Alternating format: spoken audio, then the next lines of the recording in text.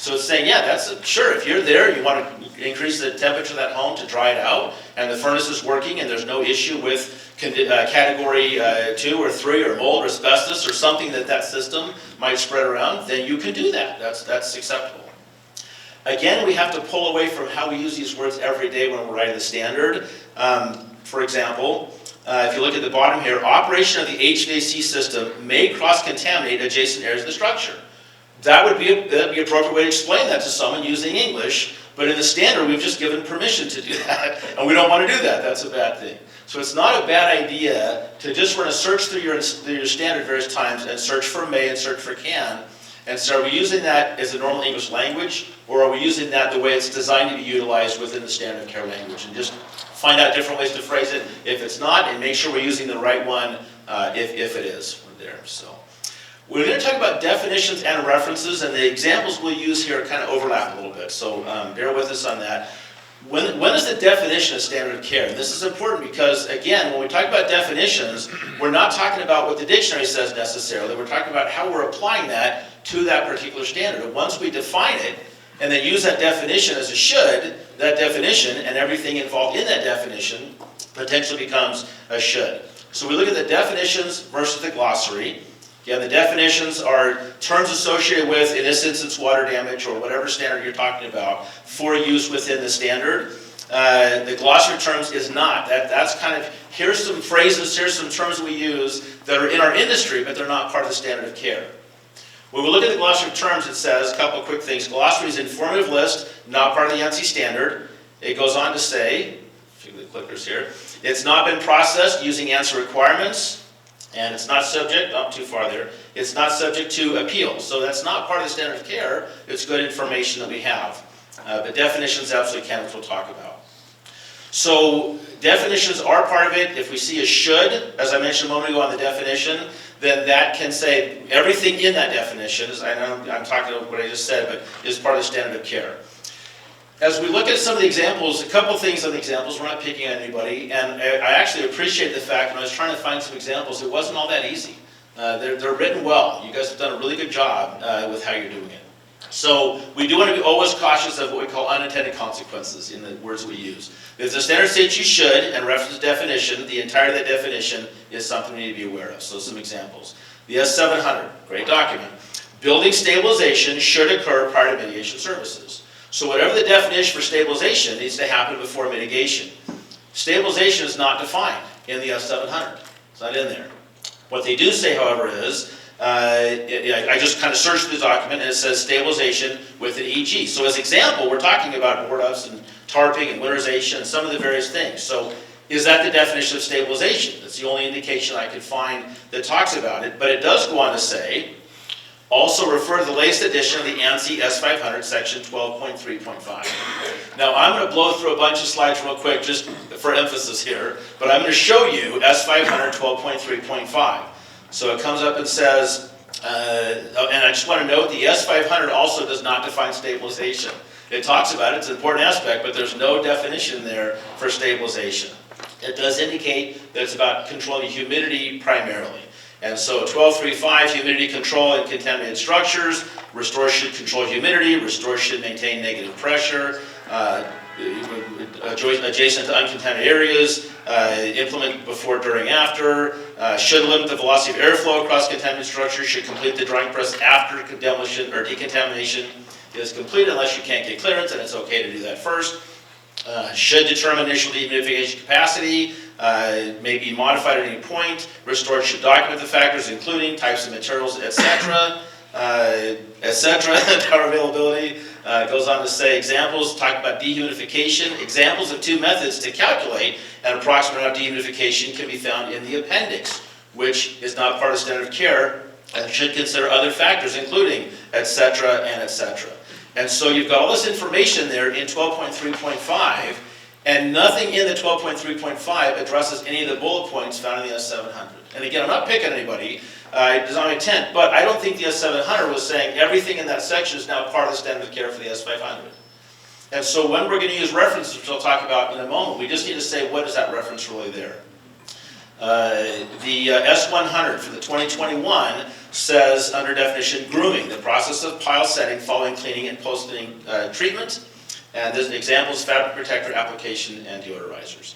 And so as we look at that again, just for clarity, and there's nothing wrong with this at all, as I searched through that document, through the subscription, which is such a great tool, if you look at grooming, most of the instances it refers to it as necessary in certain situations. It's recommended for most if warranted, things like that. It says in 15.6.5 there's a should associated with grooming. The pile should be groomed in the direction of the pile lay. And I think it's pretty obvious what that means. But if you read it alone, are we saying that the pile should be groomed? Is that the should? Or is the should how it's groomed when it's necessary? And so it should be groomed or in the direction as we look at it. A couple of different ways you can see it. What is the intent of the should? Grooming or direction? Well, as I read it, I think it's direction. I'm not a carpet cleaning guy, that's not my area. But maybe you could consider when grooming is necessary, the pile should be groomed in the direction of the pile lay. So when we're using should, we want to make sure that we're emphasizing what the should really is and making it really clear. This is not a great example because the way this is written, I think it's pretty clear. But like I said, it's kind of hard to find. You guys do such a good job, you make my job picking out mistakes difficult. So, and that brings us to references. Also, and I didn't really think a lot about this, but when we have a reference in there, it's the same type of thing.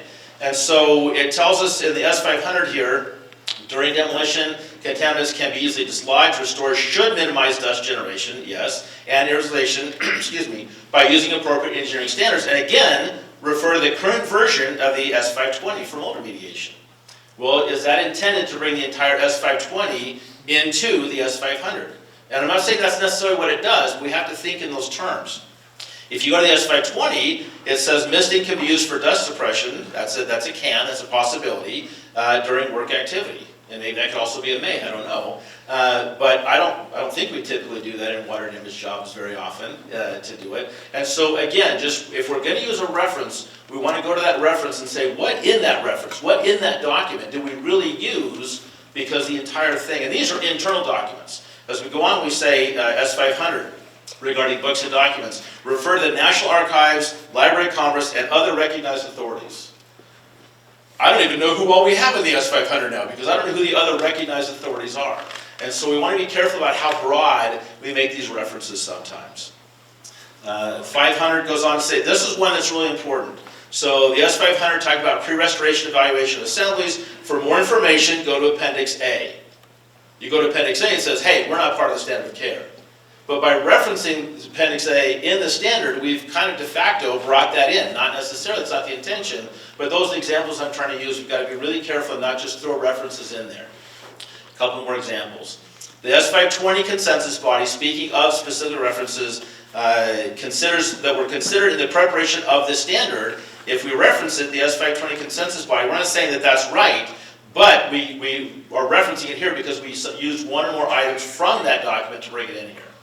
What we would suggest is, it's so hard not to use the words recommend and the things we want to use because of how they're used, is that again, you hone it down to the section of the area that you used and refer to that page number, that section number, that item number, and not just kind of the whole blanket document that's in there. S700, this is very clear. Portions of the following documents are referenced hereby and therefore constitute provisions in the standard. So now those documents are de facto parts of the standard. So again, we want to hone it down and say, this part, this is what we're talking about. And it talks about how it's current. A lot of them say you need to go to the current standard, which means we're kind of saying that whatever comes out from that other organization later on is also part of our standard, even though we don't know what they'll say. But you got to go to the current version of the document that we referenced. And so it's really easy to, the other thing I guess to say is we want to be careful and not just say, here's a list of documents that are kind of prevalent in our industry that are useful. That's great, but do we really use them for the standard of care? Do we really take the time or necessary? Or are we just saying, here's some other resources? Our standard should stand alone as their own resource and only reference things that were actually used within development of that standard. S100, to develop this standard, the documents listed in this section served as primary references, again, where they all utilize. That's a question asked. So basic information, pretty straightforward stuff. But as we look at how the standards, this speaks to the importance of our standards. They are so important in the industry that we're in that people are using these for how to do the job, if you have a problem with a client, how to describe why it's right, why you're wrong. Certainly we know that our standards are utilized in litigation all the time dealing with insurance carriers and other third party, people have interest in it. And so the way that we write it and the clarity that we have and the way we determine what is and isn't has a huge impact on how work is done, how money is spent, how careers are developed. It's a huge thing that you're impacting across our various industries, and we appreciate that so much. So references are part of the standard of care when they're incorporated. If a statement triggers it, it's part of the standard of care, and I'm being redundant myself now. If we put a reference in the references, it's one thing. As an inline reference, it even gives more validity to this is part of the standard of care when we're using it in one of the sections of the standard of care. Just a couple of the things to wrap up my part of it, but I see this a lot, and it's maybe just my own personal thing, so it's not a bad thing, but I see in a lot of our standards the term should consider and should understand. And for me, when we look at the definition of should, what we're trying to say is this should be done. When I see should, there should be triggering some action or non-action. And so I ask myself, okay, if I consider it or if I understand it, what should I do with that consideration or that understanding? And maybe that's a way to look at it when we're doing this. So what would the should action really mean? A couple examples on that. S520, great. The wording is great. The information is great. I think it's understood what's saying here. When air handling systems are operational, remediators should consider the placement of containment barriers to make sure it's not getting drawn into the HVAC. Yeah, absolutely. But another way to say that is there should consider maybe when air handling systems are operational, remediators should place containments to ensure that this doesn't happen. So take the consideration and write it back into the standard. Another example. The cleaning technician should consider the possibility of furniture legs staining or creating rust spots in the carpet. The cleaning technician should use furniture tabs or blocks to protect the carpet from furniture stains and furniture from moisture absorption. It's well written. If I wanted to kind of get into it, I could say, well, it says consider it, but the next sentence says I should. Does that no matter what? Do I consider it and then do it? And so, again, just a suggestion, if there's a possibility of furniture legs staining the carpet, then the technician should use furniture blocks. So again, these are all written well. I'm not saying that in any way, but just kind of think about your audience and how it's going to say. Really great job. We have an amazing group of standards. We thank you so much for all you do, and it's just incredible. So thank you.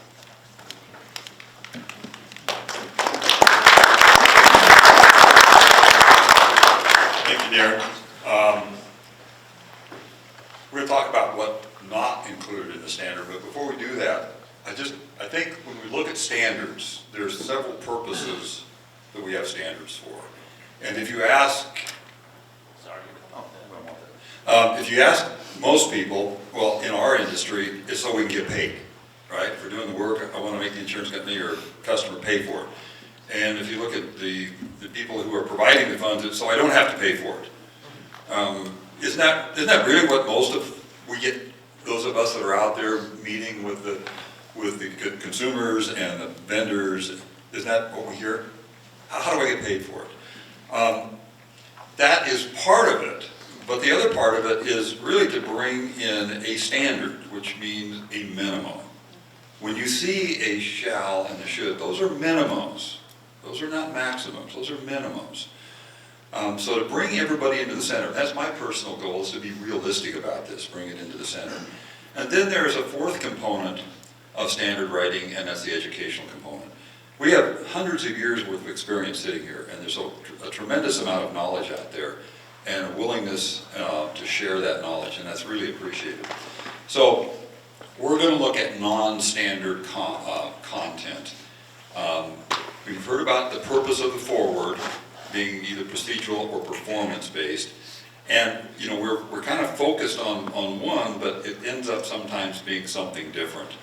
That template language that Millie talked about, the pins, that is extremely important, and at times the pins actually get changed. I know in the first S540, we were in that committee was running for a couple of years and realized there was no way we were going to be able to accomplish what the pins called for, because it also called for, biological catastrophes. And so we changed the pins and focused it into the trauma and crime scene cleanup specifically for human. It is very important that pins was done, and then henceforth we were able to adjust the scope purpose of that standard. So how we're going to read the standard is part of that forward, and what's included and what's not included, and then what the deviations are from that standard. And I know we're being repetitive here. So when I first was involved in standards, it was kind of like, okay, you're on the standards committee, go do this thing, and kind of got a little lesson on should and shall, but not really quite understanding that. And then as we got on, moved on through the process, we've become more educated thanks to Millie and the Standards Committee as guidance. And that's what we're here trying to do, is trying to guide you, give you the tools so that you come up with a standard that is understandable. And you can see from what Darren talked about, how just some simple things that seem on the surface to make sense can also lead into some potential problems with the standards, especially when we're getting into that should. So let's look at the acknowledgements. So there, acknowledgements, we got to be careful with references versus acknowledgements. When you put together the references, then that drags those into the standard, as Darren has talked about. We do need to acknowledge some things. Now, obviously, the CB members, the past CB members, the contributors, very important. So I see an acknowledgement as a very important place to put these things as opposed to a reference. Because if you put that list of references in there, then it, as Darren described, that kind of drags those into the standard, or at least sets up the potential for conflict within the standard. So I would rather see, and the committee, our group, the standards group would rather see acknowledgements as opposed to references. And that's very important that those acknowledgements are there. The appendices is not part of the standard. And I'm going to go further reference, Amelia said this, Darren said it, the standards committee has the ultimate say.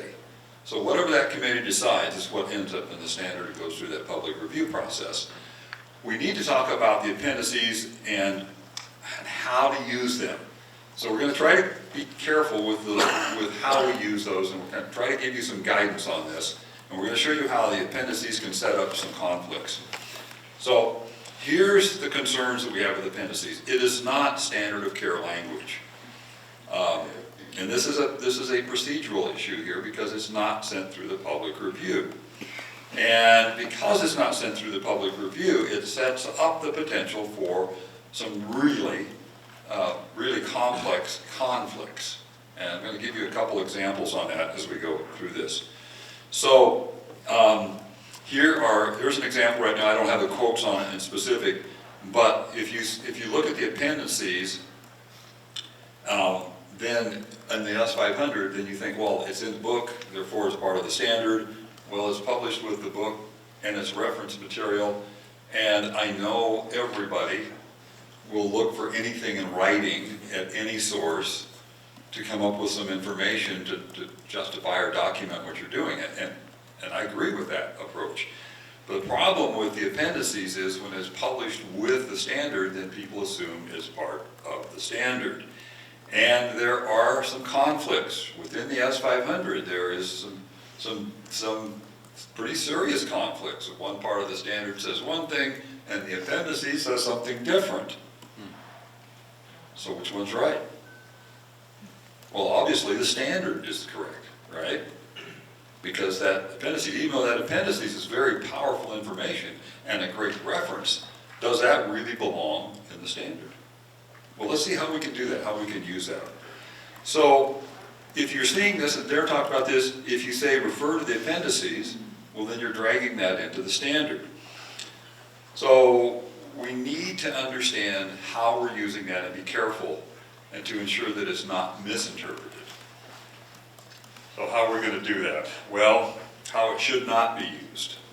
Maybe this is the best way to look at it, what we shouldn't do with it. It should not be used as a placeholder to appeal to a consensus body member that has a strong opinion or voice about something that is valid and important, but it doesn't belong necessarily in the appendices because it hasn't gone through that standard process.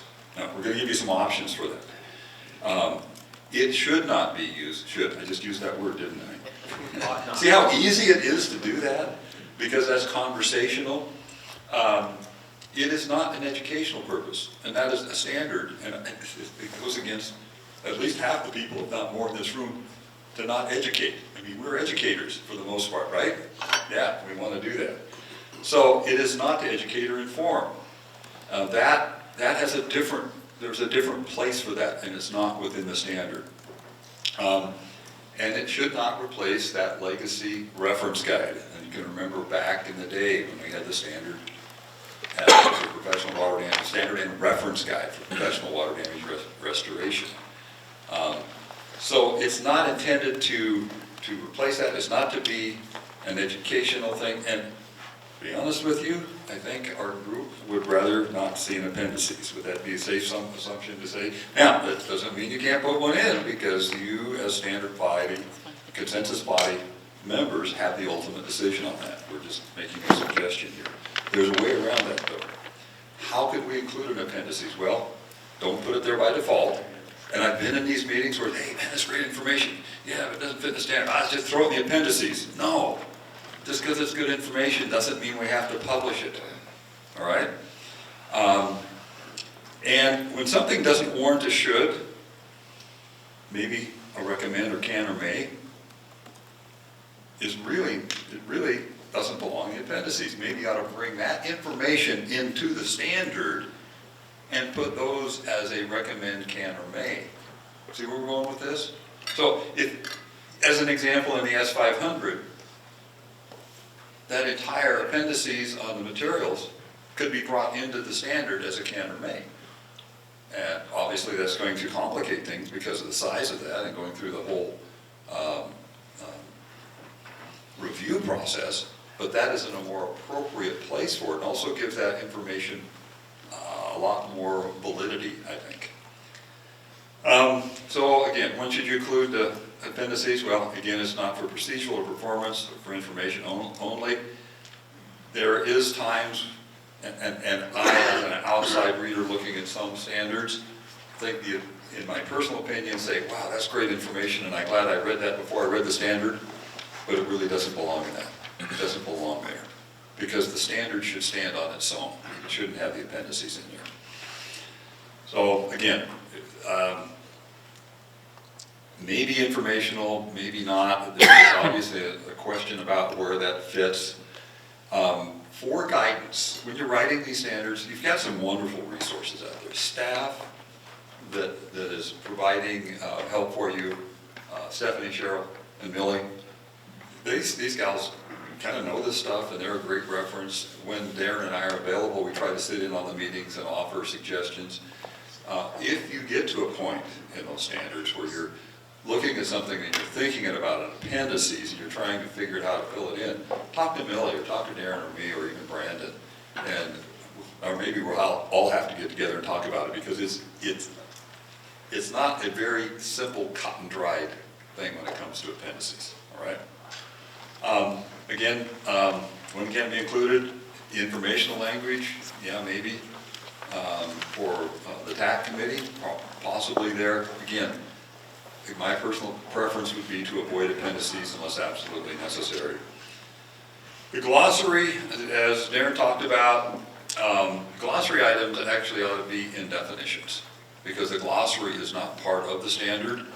And if it's important enough that your committee feels it's important enough to inform the reader, then it really needs to be brought into definitions. By the way, you're going to find out more as we talk about tomorrow about the harmonized glossary, and that's a great resource. So that we try to make sure that all of our standards are focused on, are consistent, let's say not focused on, but are consistent. There's no contradictions between the standards. So that glossary is a great resource. By the way, if it's in the glossary, and Darren's going to talk about this, you don't have to use that term if it's not appropriate. You can come up with your own term. But again, it goes within the the glossary shouldn't be, the glossary probably shouldn't be there. Let's put it that way. Does that make sense? Should go into definitions. So, with that, I think we're going to go to questions, right? Time for lunch. I'm going to let Millie kind of. I go back when they're going to leave. Oh. There we go. All right. We're going to open this up to questions, and I hope we sparked a lot of questions, and I don't know that we'll come up with all the perfect answers, but we can have some discussion about that, right? I just want to say thank you. Thank you to Darren and to David. We hope, as David just said, that this was helpful. And we have Erica over there with a mic, and we have about, we have a little bit of time, maybe 20 minutes. So if there are any questions, of course, all the way on the other side, Erica. Oh, yeah, okay, go ahead, please. Coming from the A 108, 118, 136 world, what you said about unintended consequences is huge, because we're rewriting standards right now because we had a great idea 5 years ago. Now, what you guys are doing is impressive, because we are going back from 40 years of stuffing things into the standards, having to clarify it and get it out now. I'd like to add one thing to what you said about the standards. It's been drilled into my head after 23 years of developing standards in that committee that the ANSI standards are there to protect the consumer and they're there to protect the contractor. It gives us the minimum standard, and that's one thing that I don't see a lot of discussion on when I'm on job sites, trying to tell them it's a minimum standard. And so that's really prevalent in what you guys are doing, developing these standards. But it does protect the end user, and it does protect the contractor, because you have a baseline. And as you said, as litigation gets more fun, these are standards being drawn in and day out. Thank you for that. Yeah, also, questions or just want to say nice things, we're good with that as well. Borrowing from an example I think that Brandon used a year or so ago is if you go buy a refrigerator, the standard of care for refrigerators is keep food cold enough that your food doesn't go bad. Now you can buy them with, that they've got ice makers and crushed ice and drink dispensers. Those are not standard of care. That's at the minimum or a baseline. That's other stuff you can get. And so, yeah, our goal is that minimum baseline that says is what has to happen. Thank you for this. I think we need to add to that too, when we're dealing with the restoration, cleaning and restoration industry, is if you don't do a should, you're not doing your job. Pretty simple, pretty straightforward. Recommend can be wonderful things to do, but if you're not doing a shall and a should, you have no business being in business. It's that straightforward. I get a response, just to give you an example, as chairman of the S540 committee, I'll get people call up and say, hey, I got this great big job. Yeah, I heard about it on the news. Well, tell me how to do it. I got this great big trauma job. I start out with saying, do you have a health and safety program? No. Do you have a hazardous communication program? No. Do you have a PPE program? No. Do you have a bloodborne pathogen program? No. And then I can't help you because you're not even qualified. And if you've got those things, I can walk you through it.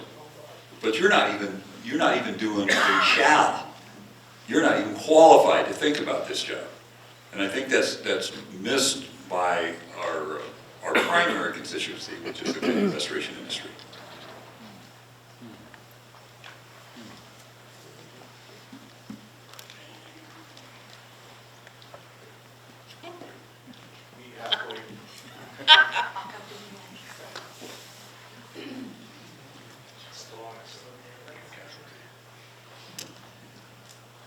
Question regarding the cross-references between the standards. Is someone being tasked to maintain every cross-reference? To me, that's a very dangerous precedent. You mentioned, Aaron, 12.3.5, when that next standard gets updated, and there needs to be an extra point, but sequentially it needs to be the new 12.3.5, and 5 is now 7. Is it better to be referencing the generic standard, find it yourself, or just the section? But even there, that's dangerous, because something might get moved to a new section number, and then you've got an invalid reference for the next how many years?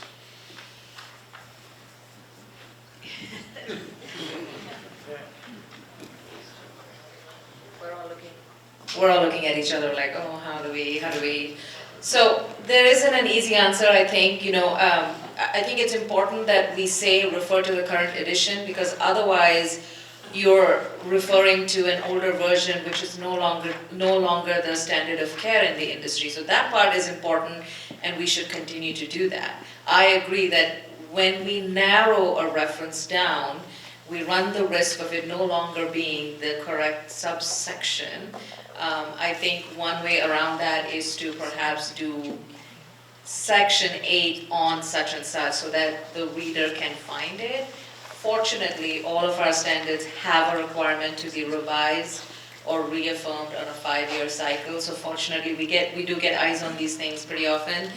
And standards take time, so any standard that we are referring to, they're going through that same process too. I'm not saying that there are any easy answers, but it's like there has to be a subcommittee that looks at the references that each of our standards puts together to see, is it still valid for a revision? It may no longer be. They may have withdrawn the standard, or there may be a new version of the standard that then needs to be looked at. And so, the only solution is more work, more review. So one of those, the chairman and vice chair of the committees generally are working on that with staff help. So that's kind of the safety valve, if you will. But for everybody writing standards, one of the options might be, instead of, you might say, for more information related to the current standard, as opposed to making a direct reference to that. Wouldn't that possibly work? Yeah. We're kind of, once we have it in there, and it's such a great question, something I hadn't even thought about, which is a long list of things, but I think that's another reason, and you can correct what I'm about to say, Millie, that always makes her nervous, but that's one reason I think we want to say specifically, because if you say, for this and this standard, refer to this section of this version of this other standard, then that language would in essence maintain that standard, because after 10 years, ANSI says it's too old, we're pulling the standard, and our goal is every 5 years. That's what we're shooting for on revision process. And so there's always going to be that overlap of a couple of years between the various standards. And so I assume you could say, just like any other reference, we're referring to this edition of this, this is the current document. So you could say, referring to the the 2021 S500, this section specifically, not the whole thing, but this section right here, then that would remain that until there's a revision, and then the next consensus body can say, okay, change it to the new section number for the next revision, or see if what they've said still applies. But your point is excellent, because that's what we're saying is, as things start to change, it will change if we should just say the current version. Is it appropriate to say in this version and this very specific section? And that would stay with it, even though there's a new standard for that version. But that's what I recommend is, the people who need to be checking the references between the versions and decide what to use is your consensus body. It's your job, and I know how easy it is just go, just throw it in there. That kind of generally talks about that. Let's just give that a reference, as opposed to saying, we want this specific section right here. I'd prefer you not give that back to him. Can you give direction to all the consensus bodies so that we can be unified in having one method? That's what I'm looking for. Yes. Yes, probably not right this second, but absolutely. The other thing that I just want to draw attention to is that there are two ways that we reference other documents. We do inline referencing, where our standard in one section will say something and then say, also refer to section such and such of that standard, which is a narrow reference. And then we have the references section at the end of the standard, which essentially is the list of documents that has informed the CB while putting together this standard, right? And so there's a little less flexibility in terms of narrowing the reference. It's typically, documents or published articles or things like that. So it's a little bit harder to say only one section of that. But I think it's important for CBs to be mindful of that, because there's this idea of incorporating by reference, right, in law. You incorporate a document when you reference it, and that's what we're doing.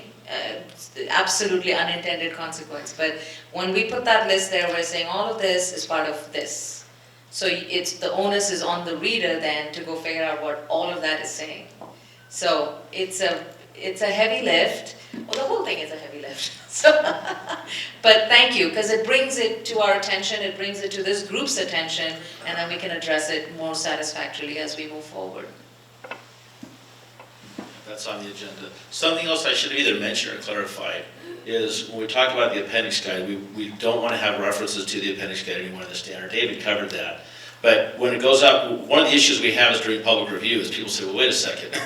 We don't have access to the appendix, but you're referencing the appendix. We don't get to look at it and see what it says, yet we're supposed to give our public approval. So if you have an appendix, it has to kind of stand on its own without a reference in, which again, we do kind of hope you'll move away from those. And it seems like we got rid of the reference guide for a specific purpose, and people just said, okay, we'll call it an appendix. And we don't want to do that, but that's kind of happened. So don't reference an appendix within the standard, just let it sit on the back by itself.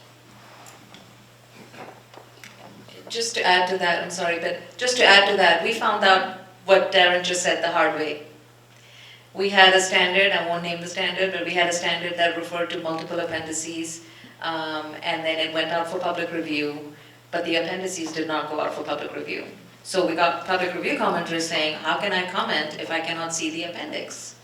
Well, you cannot see the appendix because it's not part of the standard.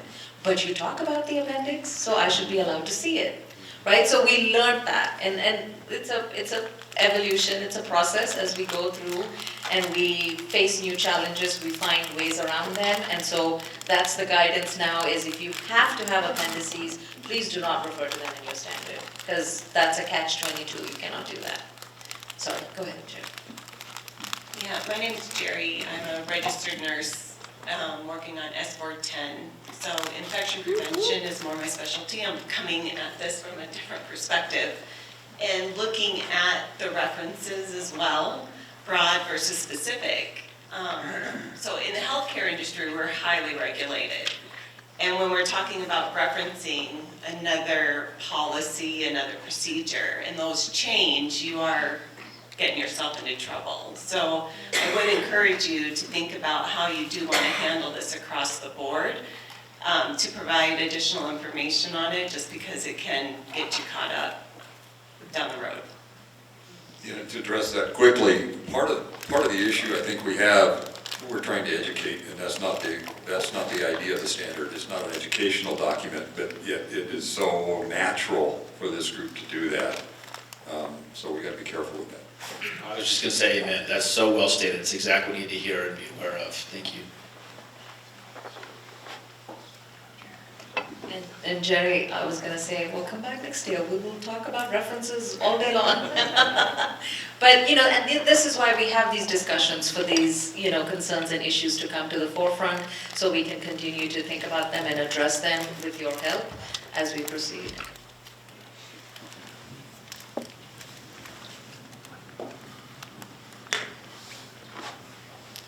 Hey, Chris Curto here. So not to pick on the whole reference thing, but why are we even doing it?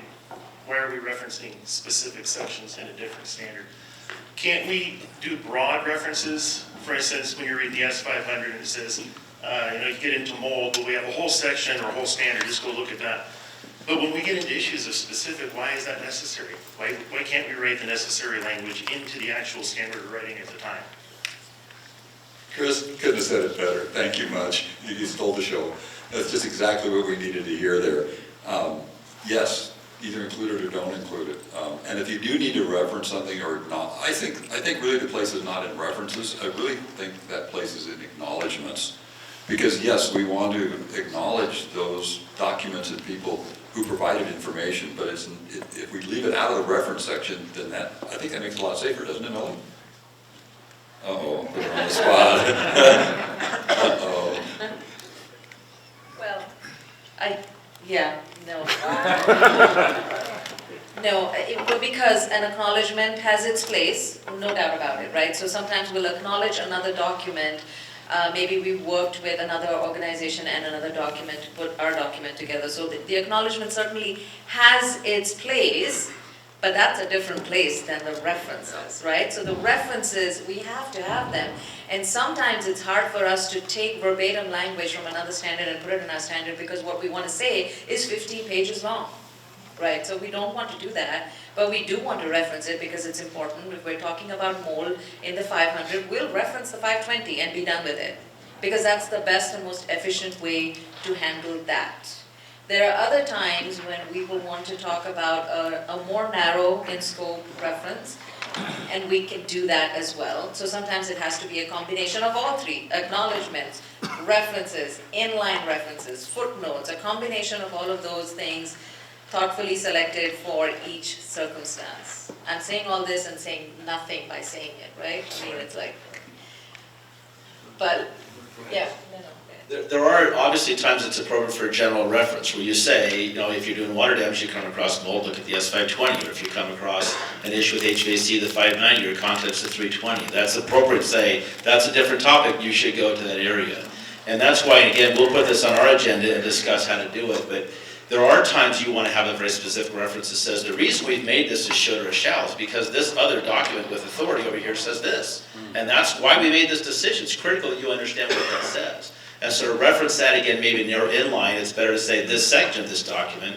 And what we want to talk about is, if you say this document this year, that here's actually what it is, then that language is not going to change. If you do that with the standards, we'll look at that. So yeah, the more specific you can get, the better it's going to be, because then it says this is why we made this decision. And there's times you do have to have that. Yeah, when you do that, though, that duplicative work, and if you don't update that standard you put it in when the other one has updated, then you're going to run into those problems as well. So you have to be very careful on that too. Chris has a comment? No, that was thumbs up, thank you. Okay. Okay. Ooh, then we can call it a day. Just kidding.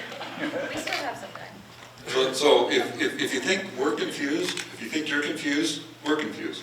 So, I mean, seriously, we talk about this every time we have a meeting, and we have some pretty in-depth discussions about this very topic, where it's included, how to use it, how to wordsmith it so that it comes out right, that it's accurate. And, the documents are excellent material. And it is a difficult thing to put together, especially from those people who come from the outside and step in for the first consensus body. And this is why Brandon has worked pretty good on putting together a system with a little bit of a training session with the chair and the vice chair, and then put together the shall, should, recommend, can, and may, and then maybe give you a template on maybe how to proceed with that and get you thinking about these different things. But again, I want to remind everybody in here that the consensus body is the ultimate. You're the ones that have the final say on this, and when it goes in there and goes out for public review, it is you that does that. We're just trying to guide you into some stuff and maybe help you overcome some shortcomings, than things that have come up in the past that have created some issues. So this is some guidance and suggestion for you.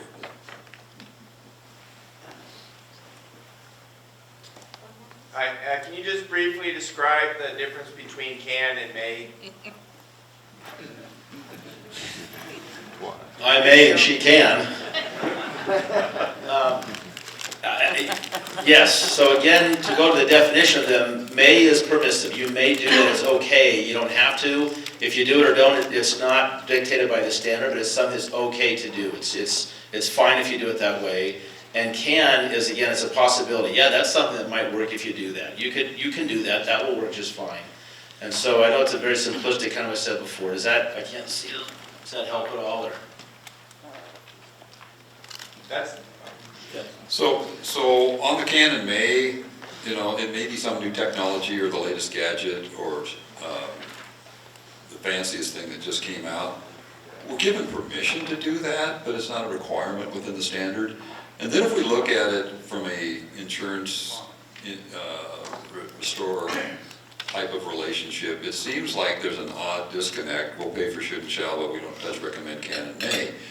And they look at that very legalistically. And the opposite side of that is the restoration contractor who brags about they're doing everything according to the IICRC, which you never should vaguely state the IICRC. It should be quote, line and verse if you're going to do this, and then they don't do the shoulds, and that's a concern to me. We had a question over here. I don't know if you guys can hear me, but. Wow, We have people on Zoom. Yeah, we have people on Zoom, so. While you're heading over there quick too, well, we'll go ahead and go straight there first.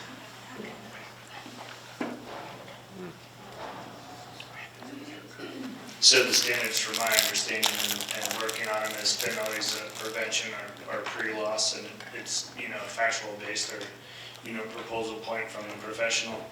But I think we lose a lot when we transition this into the education position of it on that prevention and pre-loss, because on cleaning, we're always, preventing, but on the restorative side, we're always creating a pre-loss position, but we're not overlapping that. And my time with the IICRC and the standards is we're not really crossing over, the cleaning, the inspection, and the restorative side. And I think if we communicate better on those harmonized glossaries and that understanding, I think the biggest thing that I've had with the 530 and, now coming on to some others is, what is clean? And I think if we, ultimately through all of the standards, get back to that, because then that's prevention and that's pre-loss, then we don't have a concern, and that would be our basis for, amplifying every other division and all the other standards moving forward, and we wouldn't really have as many headaches that we've been dealing with. So, my planning question.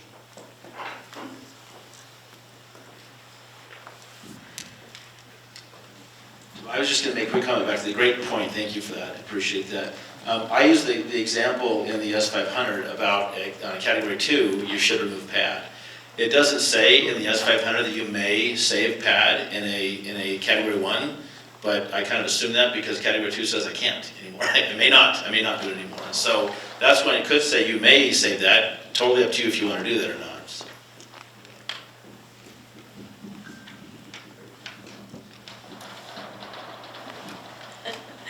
Oh, I can't figure this out. Anyway, we just want to say thank you for being here, for being engaged, for asking questions, and we will continue this conversation tomorrow morning when we talk about how it is that we do standards at IICRC. It will be just as fascinating, so please do come back for that. And then just a little bit of a lay of the land. What we're going to do next is we're going to break for about 30 minutes. You can head to your CB meetings. The CB meetings technically start in half an hour, but that will take us that much time to get set up with all of your Zoom links. That will go on till noon, and then we come back to the area outside. Lunch will be set up at noon, so please take a break at noon, come have some food, and then go back at 1 o'clock.